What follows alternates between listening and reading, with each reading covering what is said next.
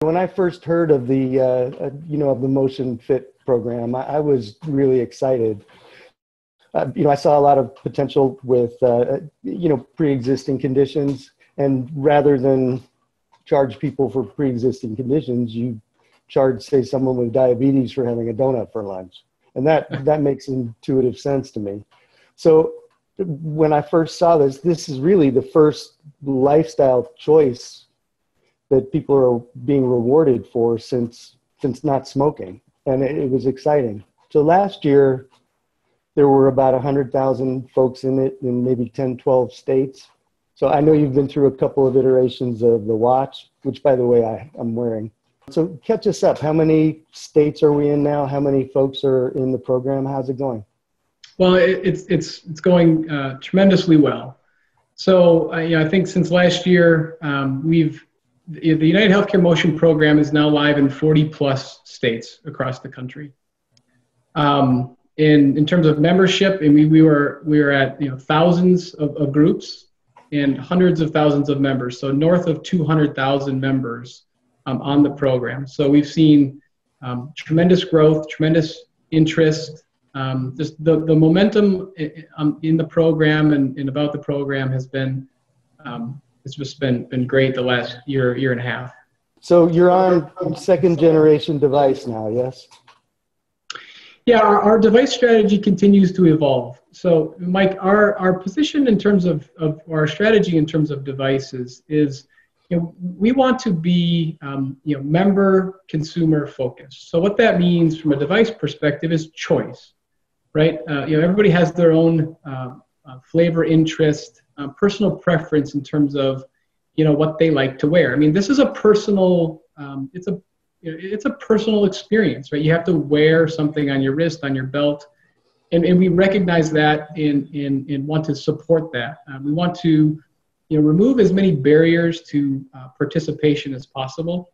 And so device choice is a key piece of that. So our device strategy continues to evolve, and it's really based upon, again, choice and an ever-expanding menu of devices. So we're in the early phases of that right now. The program in pilot and test started with our own device, the Trio devices. We announced a very exciting collaboration with Fitbit here towards the beginning of this year, 2017 at CES. And that continues to go well. So we are working with Fitbit every single day. We're working through testing and piloting of devices. And that device, in terms of program support, will roll out very, very soon here in the next few months. So we've seen a lot of interest, a lot of demand from our customers and across the market to not only provide device choice, but also interest in terms of Fitbit and when that's coming. So that'll be very soon. So yeah, that's very cool. So Fitbit, then there's a purpose-built device coming out that specifically supports you? So our approach in terms of device is to leverage consumer devices that are already in the marketplace. Okay. So for example, the Fitbit Charge 2, that's a commercially retail available device. And that's the device that we will be bringing on initially with Fitbit, and then potentially expanding from there within the Fitbit portfolio. So our approach here is to leverage devices, retail devices that are in the marketplace that consumers are familiar with, have built relationships with, that trust, right? And so our intent is to leverage those relationships and those devices in the market. So we're starting with Fitbit, and we will evolve from there. What we've learned, Mike, is people have again, this is a personal experience. People have tremendous loyalty and allegiance to devices and brands. It's probably not surprising. We all do, and across many consumer products, and this is no different. And so again, our approach is to support that, right? This is a program that we're trying to remove barriers to participation, and locking folks into one device path or another just didn't feel right. And so we went with this strategy, to retail available devices, and so that's our path. So that obviously makes a lot of sense. And I would think long term, you don't really want to be in the device business. I mean, you're an insurance provider, and so if you can get what you want out of all third-party devices, so much the better. Yes. Yeah, I think that's accurate, Mike. UnitedHealthcare, we are not in the device business, right? And so, we want to do what we do well, which is support the health and well-being of our members. And so that's our focus. We will work with partners in the wearable device space to leverage what they do well, which is build world-class devices. So I think it's a good partnership, allowing us each to kind of maintain what we do and focus on what we do well, and then partner together. I did see something that you're working with Strive still on another generation device of your own.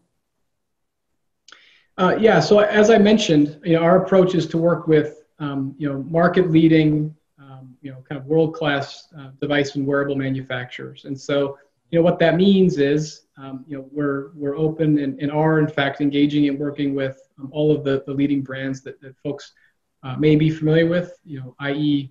the Fitbits, the Garmins, the Samsungs of the world, as well as others that consumers may not be as familiar with, but are still consumer-focused retail wearable devices.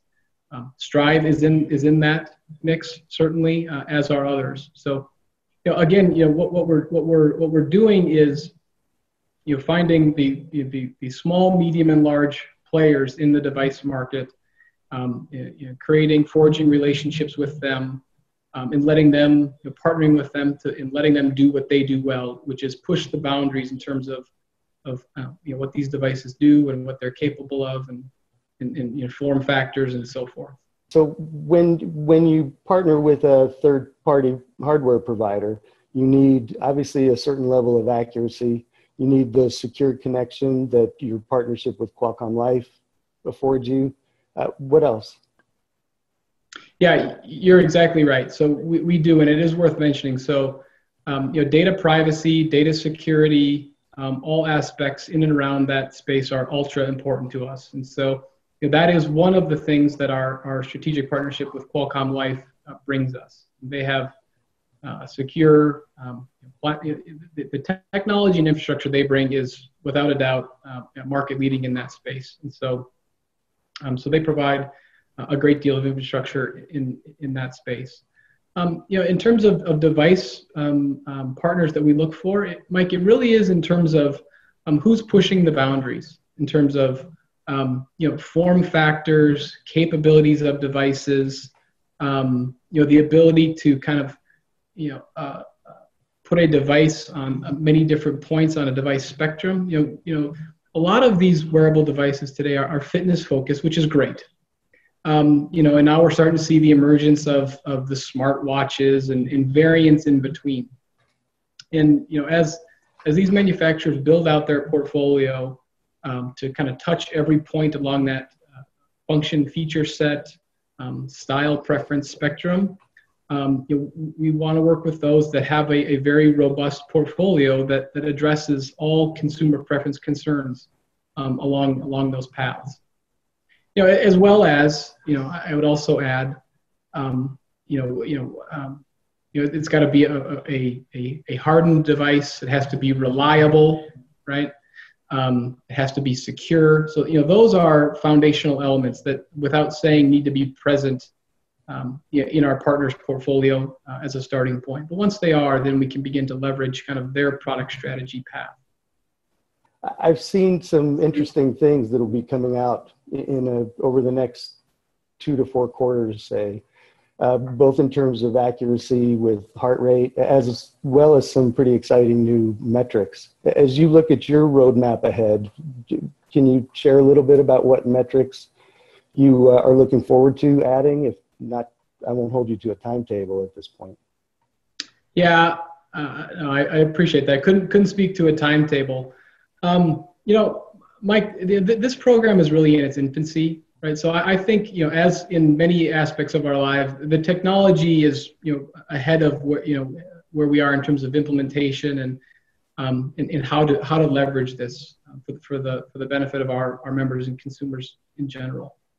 So having said that, we're really at a starting point. We're in our infancy. This is a walking wellness program, right? It's intent on small incremental behavior changes, just through just awareness, and so our intent here is to provide feedback to members, so they understand that you don't have to run a marathon. You don't have to do these large behavior changes to have a meaningful impact, on your health, on your well-being. And so that's really where we're at. So in terms of the capabilities of these devices, they're well ahead of what we can implement, and even probably what we want to implement. So having said that, heart rate is becoming pervasive in the devices. I think the emerging data science on how heart rate monitoring can be leveraged in terms of acute incident avoidance or chronic condition management. There's a lot of emerging positive data science in that space, but we're still early, right? So we don't want to get too far ahead of ourselves, in terms of what's appropriate there. So we want to follow the science, follow the data, before we jump there. And so, and beyond that, you talk to these device manufacturers, and they've, they're 5, 6, 8 years down the road in terms of what they think, some potential positive benefits could be of monitoring and understanding, one's own health condition and activity and so forth. So, the market is, the technology is way ahead. We're starting what we believe to be a good, simple starting point, with just basic walking activity tracking data. Maybe you wouldn't be surprised, but I certainly was when I got into this space. What type of behavior change you can drive by simply monitoring that level of activity. And so it's pretty dramatic. So we're starting there. We're staying there for the foreseeable future. And as data and the science behind this either proves out or doesn't prove, we may or may not go there. I know personally from being in an evaluation program with the Trio device, it did change my behavior. And I had surgery a year ago and thought I was still taking walks. I wasn't ready to compete with some of the people that I was competing with, so I didn't wear it for that time. But when I put it back on, I was surprised to see just how much my routine had deteriorated. That just that little nudge of, hey, time to take a walk, and also the little nudge of, you're going to earn $1.50 a day if you take 6 of them spaced at least an hour apart. So it does work. It does change behavior.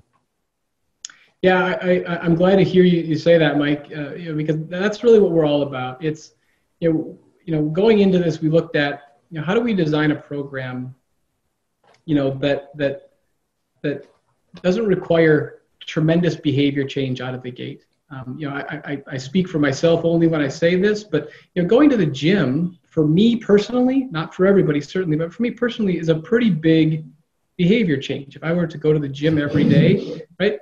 I'm self-conscious, I'm on the treadmill and all these other things. For a lot of people that works great, and those benefits and programs are available, but for others it doesn't work so well.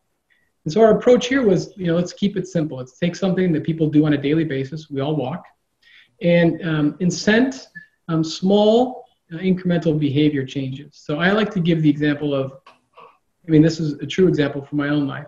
So I park literally 6 parking stalls further away from the building, right? I get that little nudge every hour, and I get up and do a lap around the offices, right? So it's very easy, small incremental behavior changes, and that was kind of the driving principle behind the program. I like to say, Mike, the 3 kind of themes of the program for me are simplicity, immediacy, and tangibility, right? Simplicity in terms of, again, small incremental changes, not drastic behavior changes required. People can feel that they're making progress if the changes are small. Immediate in terms of feedback. So you mentioned the little buzz on the wrist when it's time to get up. We have dashboard, performance dashboard functionality, whether it's on a smartphone or online. You can see I do something today and I can see the result immediately, right? I change my behavior, just even small changes today, I can see the reward for that behavior immediately in terms of what did I earn for that behavior. And then tangibility, we do feel strongly that a tangible reward is important here, right? So, and that's thus the daily dollar incentive kind of driving the program. I'm earning monopoly money, but the competition between the other people in my group is what drives me. Yeah, I think you're absolutely right, Mike, and we've seen and heard that as well. So, friendly competition amongst employees, drives, it elevates everybody, in an office setting, in a workplace setting.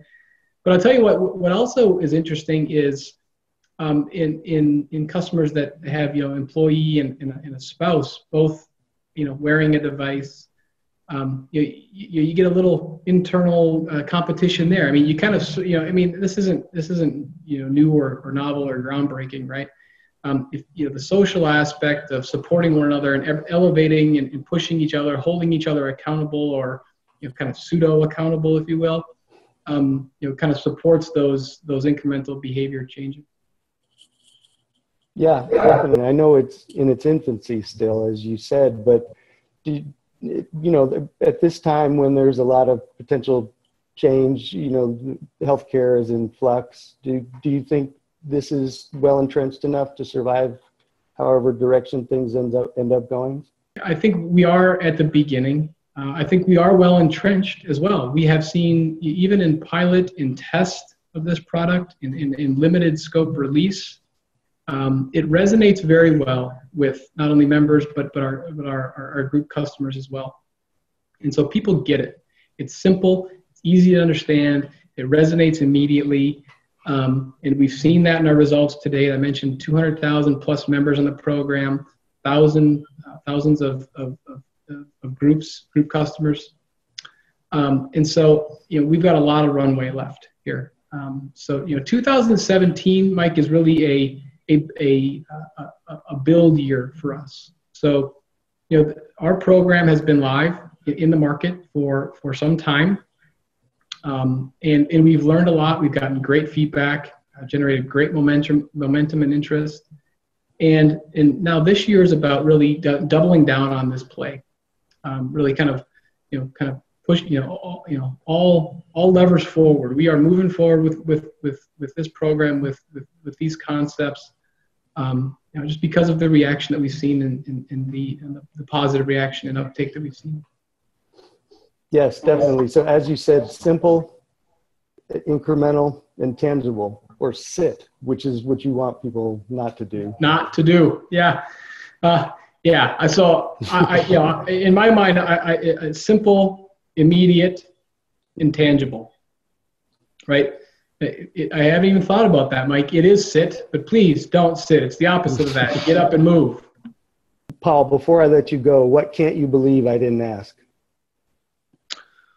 Well, I can't believe you didn't ask what, am I wearing one? Have I worn one? And has it changed my behavior? You shared your story about, you're using, monopoly money and it changed your behavior. And so I'll answer that for you.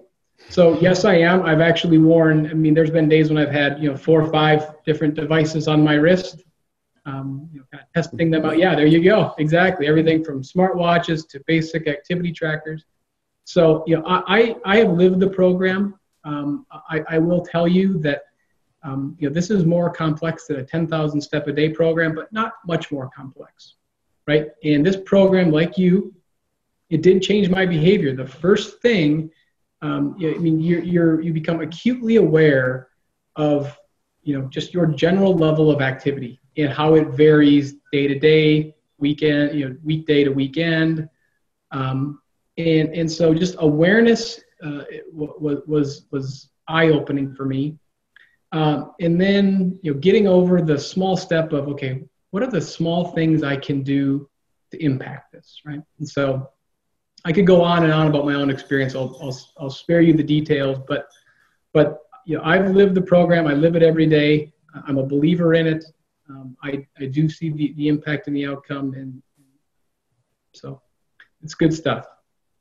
I can't wait to see what's to come. So, Paul, thank you very much for your time and insight. This was great. Likewise, Mike. Thank you. I appreciate your time. We appreciate the opportunity.